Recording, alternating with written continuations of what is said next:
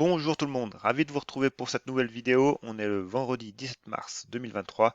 Comme chaque semaine, on fait notre petite revue hebdomadaire d'une vingtaine de minutes. Pas plus long, parce que je sais qu'après, c'est compliqué de suivre. On est sur la plateforme TradingView, vous le savez, donc c'est une plateforme vraiment intuitive pour le coup, qui évolue très bien, que ce soit sur PC ou même sur mobile. Donc, on va faire le point sur nos valeurs. Donc, on va commencer par le CAC 40 puis quelques biotech et surtout ensuite voilà, des valeurs ensuite à l'appel. Donc pas mal de pétrolières. On va regarder le pétrole juste avant, voir ce qui lui arrive. Et puis à la toute fin, on regardera le Bitcoin également, voir ce qui lui arrive. Donc vous le savez, cette vidéo et même cette chaîne YouTube est rattachée à mon compte Twitter, Ben de Lyon. Là, je publie régulièrement des graphes, donc n'hésitez pas à y faire un tour. Et puis mon site internet que à force de semaine en semaine, je ne vous présente plus. Si vous voulez découvrir l'analyse technique, la comprendre et l'exploiter, eh ben allez-y faire un tour. Donc, avant de commencer aussi, n'hésitez pas à vous abonner. Déjà, ça me montre que ma chaîne progresse, que mon travail vous plaît, et du coup, si vous voulez que j'analyse une petite valeur, dites-le moi en commentaire.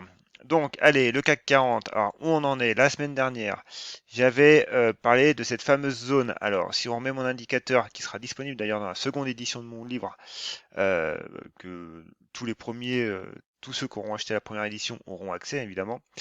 Donc, voilà, on en était là. Il fallait confirmer. On était là. En fait, on en avait une alerte. Du coup, lundi, voilà, on a transpercé allègrement ce support. Conclusion, maintenant, on est passé quand même en tendance baissière. Faut pas rêver, parce que bon, entre les plus hauts et les plus bas, ça a été assez rapide. On a fait un pullback du coup sur cette zone des 7130 et on est revenu. Et aujourd'hui, pareil, on continue d'enfoncer le clou. Donc c'est pas terrible tout ça quand même. C'est pas terrible. Alors maintenant, on peut se retracer, pourquoi pas, une petite résistance oblique petit à petit.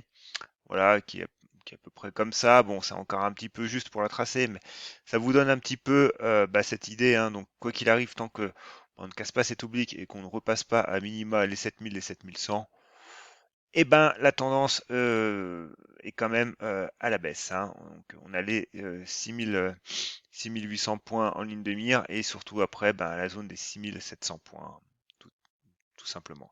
Zone des 6700 points qui est là, cette fois-ci, la limite, on va dire, entre notre phase haussière et du coup baissière.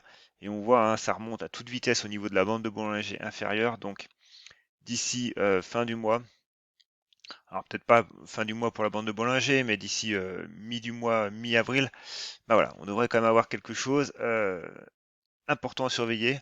Si jamais on tient ces 6700 points, on aura une belle conso, une belle correction même, mais voilà, on n'aura pas remis en doute la, la dynamique moyen terme qui reste, alors, depuis un an en fin de compte, neutre, parce que voilà, on ne fait pas de nouveaux plus hauts, on échoue sous les anciens plus hauts de janvier 2022, mais ça nous empêcherait d'aller revoir cette zone des 6400 points, voire 6000 points. Donc clairement, maintenant on arrive sur des niveaux qui sont importants quand même, il va falloir surveiller ça. Évidemment au niveau des actions, ça dérouille, tout est emporté.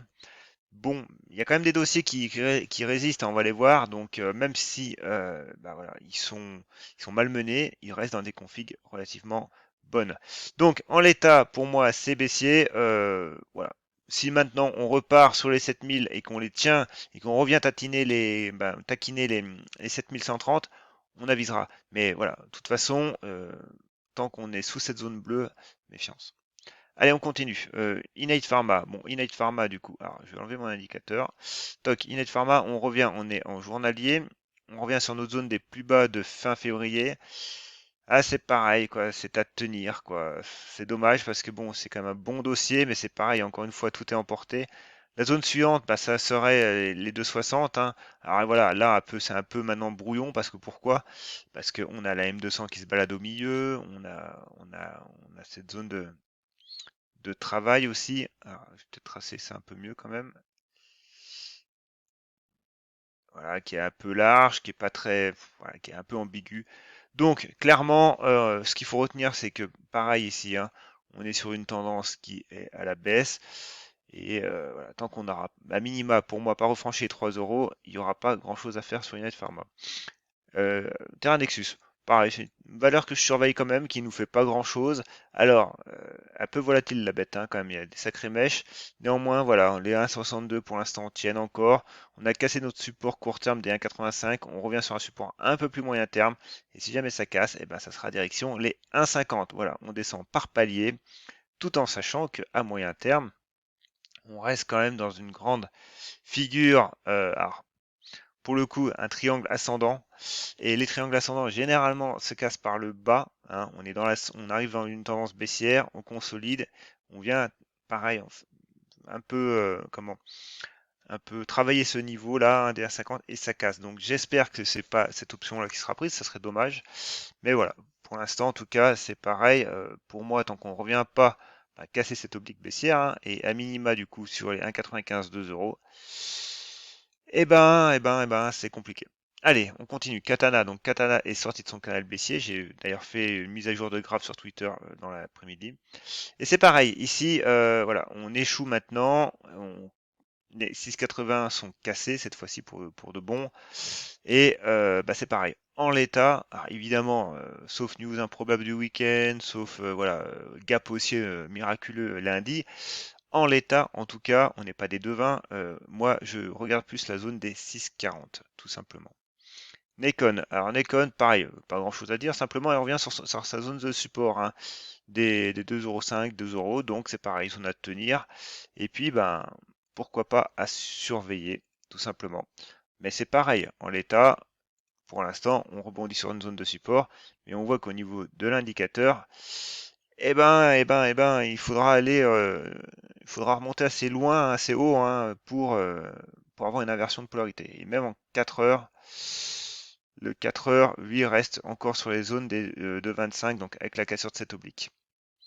Donc, c'est pareil. Nikon, déjà, tenir le support, ce sera déjà pas si mal. SMCP, c'est une valeur qui, elle, se comporte bien pour le coup. Alors, on va se remettre en journalier. Et on va se mettre même en hebdomadaire. En hebdomadaire, ce que l'on voit, c'est qu'on avait au-dessus une zone de résistance, hein, sur les 7,90, 8 euros qu'on a cassé. Et que du coup, là, on revient en appui dessus en pullback. On a échoué sous les plus hauts, hein, de novembre 2021.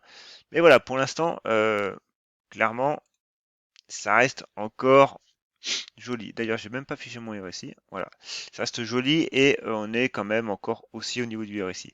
Donc c'est pareil, 7,80 à tenir quand même, 7,85 à tenir sur SMCP. Chargeur, c'est pareil, c'est une config qui reste quand même assez belle, hein. On est neutre en hebdomadaire et en journalier, en fait, on revient sur un niveau, voilà, ce niveau-là des 14 qui, maintenant par contre, faut tenir, hein, voilà, faut tenir. Alors si on retrace les retracements de Fibonacci, on voit qu'on revient sur une zone qui est importante au niveau des retracements, hein. Vous le savez, si vous m'écoutez, vous le savez déjà, c'est que la zone des 50-61, 8 est statistiquement la zone où il y a des rebonds durables qui se font. Voilà. Les autres supports, il peut y avoir des rebonds qui se font, mais statistiquement, ils sont plus temporaires que durables. Donc voilà, maintenant à travailler. Alors si on se met en 4 heures, on voit que pour l'instant, faut laisser vraiment le prix travailler, tout simplement, et patienter, parce qu'il n'y a pas grand-chose à se mettre sous la dent, tout simplement. Voilà, on va attendre que ça se tienne. Alors évidemment, au niveau du 4 heures, on a quand même la M50, la M200, la bande de Bollinger inférieure. Donc voilà, si jamais ça lâche, clairement, ce ne sera pas un bon signal, hein, et on reviendrait probablement, je pense, retester cette oblique haussière, hein, qui est bien travaillée, qui est bien dessinée, et du coup, avoir une oscillation un poil plus basse, hein, pourquoi pas revenir au printemps, début d'été, revenir sur cette zone-là des 15,60. Mais ça, c'est un scénario. Voilà. Est-ce qu'il sera, acté? J'en sais rien. Ça peut être très bien aussi ce niveau-là, hein, des 13,50, ce qui ferait quasiment un range, quoi. Donc, voilà. À court terme, en tout cas, les 15 et 14,80. Si jamais ça ne tient pas les 14,80, on ira voir, on regardera cette oblique haussière et après, en dernier ressort, ce niveau des 13,50. Allez, on continue avec Sanofi. Sanofi, c'est pareil, elle est en mode un petit peu pullback. On voit en hebdomadaire, hein. Alors, si je mets mon indicateur, pour l'instant en hebdomadaire, elle n'est pas du tout inquiétée, hein. On revient sur un niveau de résistance, c'est pareil. ça fonctionne bien. Et en journalier, par contre, voilà, on casse un petit peu notre tendance haussière. Donc, ce qui veut dire que même si on revient sur les 125, on repart dans une phase de latéralisation, même si on, voilà, même si on les tient, quoi.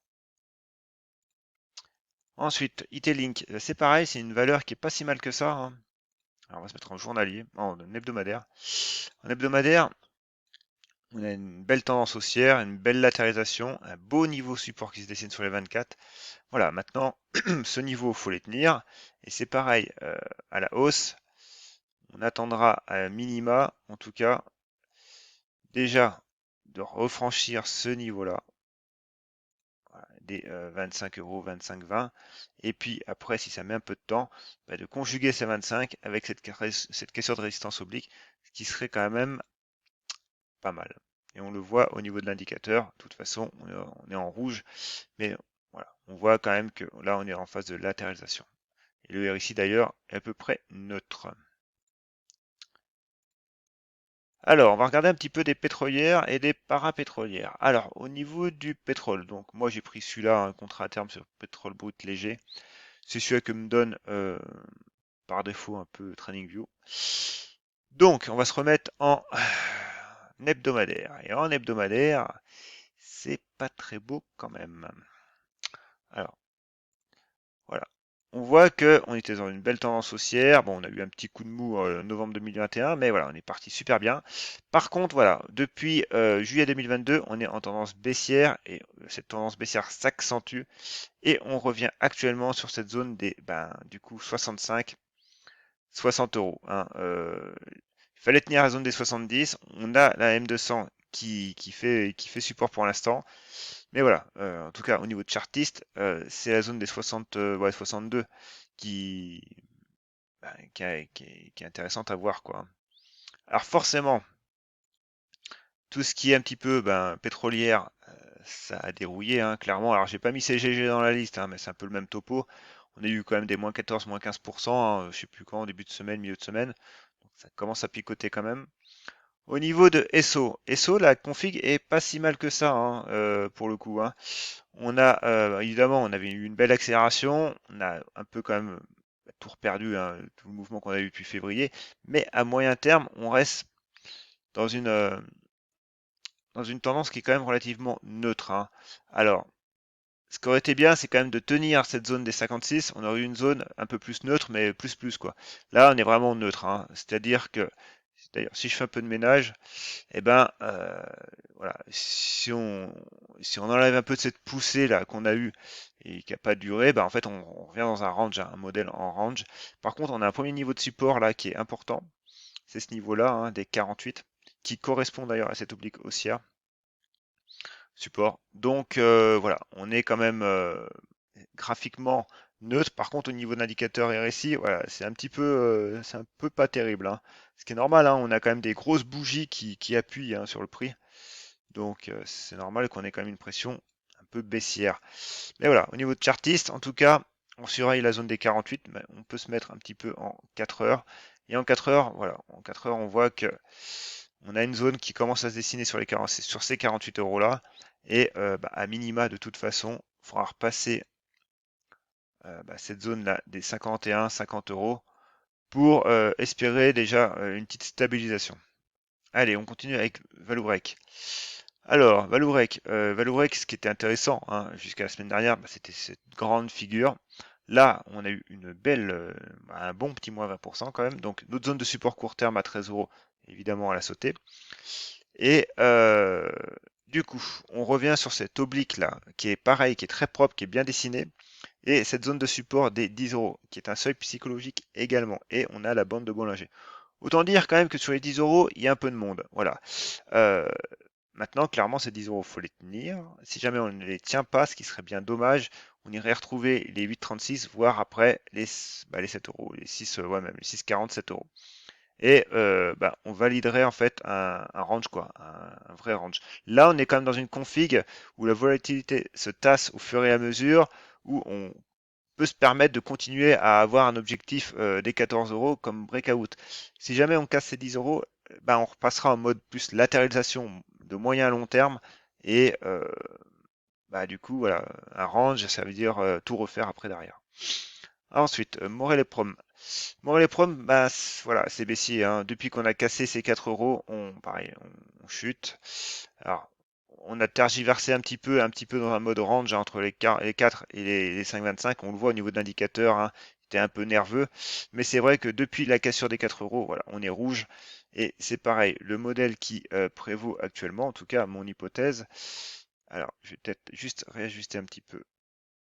Voilà, ma zone de support.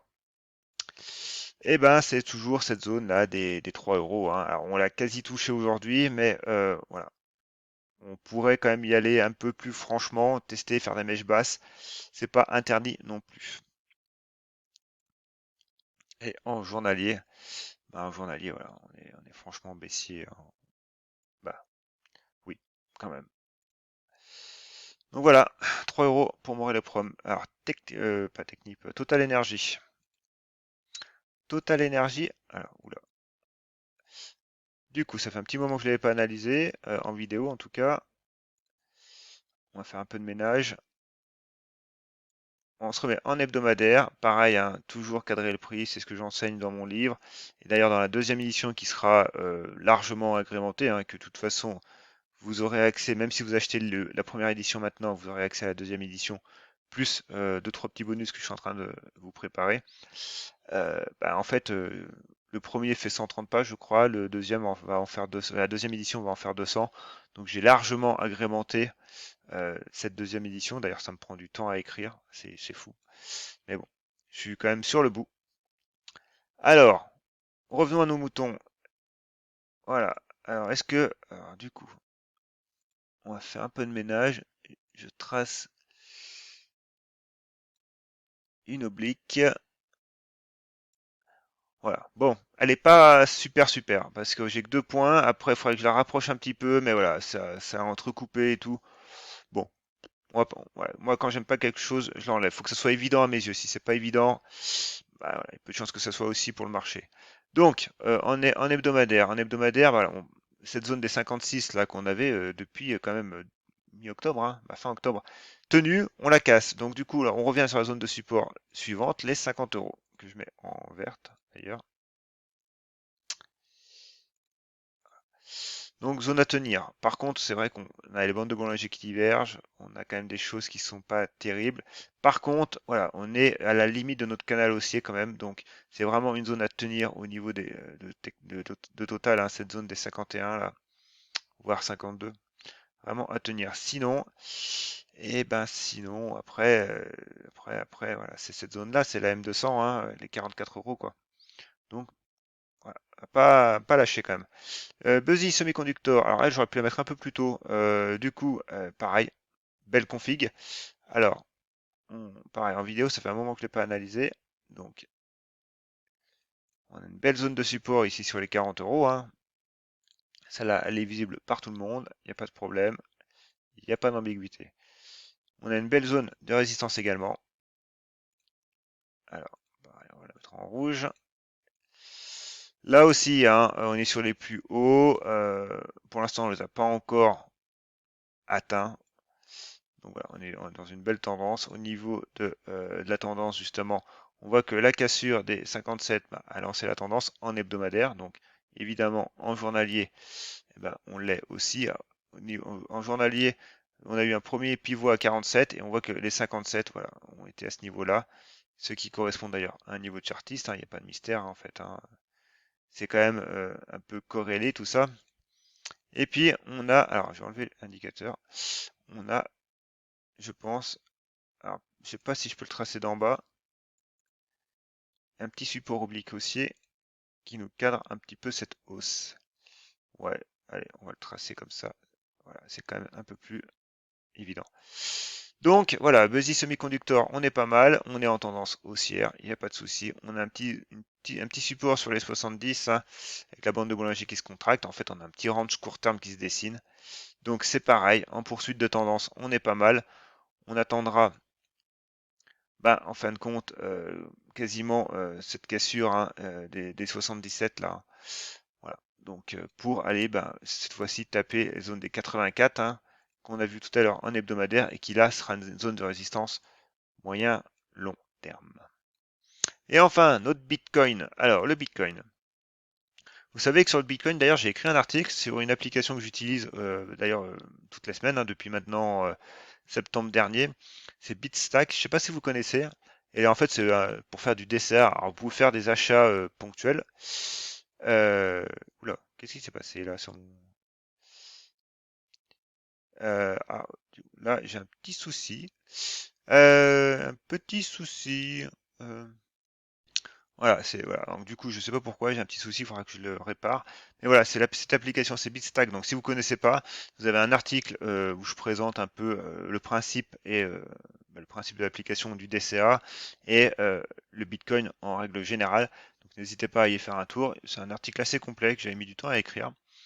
Donc du coup, sur le Bitcoin, eh ben en unité, alors là on va se remettre en unité quand même journalière. Et du coup, alors oui, c'est vrai que là pour le coup, on a, alors je l'ai pas mis à jour ici, toc, toc, voilà. Alors, on va faire juste un petit peu de ménage avant toute chose. Donc du coup, notre Bitcoin en unité hebdomadaire, on a cette zone-là, hein, qu'on d'ailleurs on est en train de casser au niveau en semaine, cette zone hein, des 25 000, donc ce qui est réellement pas mal, hein. Et ensuite, bah, du coup, ça nous donnerait comme objectif graphique en tout cas cette zone des 30 000 dollars, ce qui est pas mal. Donc maintenant, au niveau journalier, on voit que on a une zone de support hein, qui avait quand même été un petit peu travaillée. Donc c'était cette zone-là. Voilà. Donc on a eu un moment de faiblesse. Heureusement la M200 nous a rattrapé au vol. Et puis du coup, clairement, voilà, c'est une grosse volatilité en ce moment hein, sur le Bitcoin. On a une résistance oblique qui a été cassée à la hausse. Et du coup, voilà, ça a enflammé le prix. Et là, clairement, l'actualité fait vraiment le jeu, hein. Moi, c'est vrai que dans les faits, vu que je suis en mode DCA, ça ne m'aurait pas déplu de revenir quand même sur les 18 000 pour continuer d'accumuler tranquillement. Bon, c'est pas grave, j'accumule sur un prix qui est un peu plus élevé, mais moi après c'est pareil, c'est dans une optique vraiment long terme sur le Bitcoin. Pour le coup, ça n'a rien à voir avec les actions, donc voilà, je laisse vivre. Et puis d'ailleurs, ça se fait en automatique. D'ailleurs, c'est tout écrit hein, dans l'article. Voilà. Petite analyse un peu simple, mais bon, c'était pour vous le montrer. Sur ce, n'hésitez pas à vous abonner à la chaîne si vous voulez me suivre toutes les semaines, voire au quotidien sur Twitter. Et moi, sur ce, je vous souhaite un très bon week-end. À la prochaine.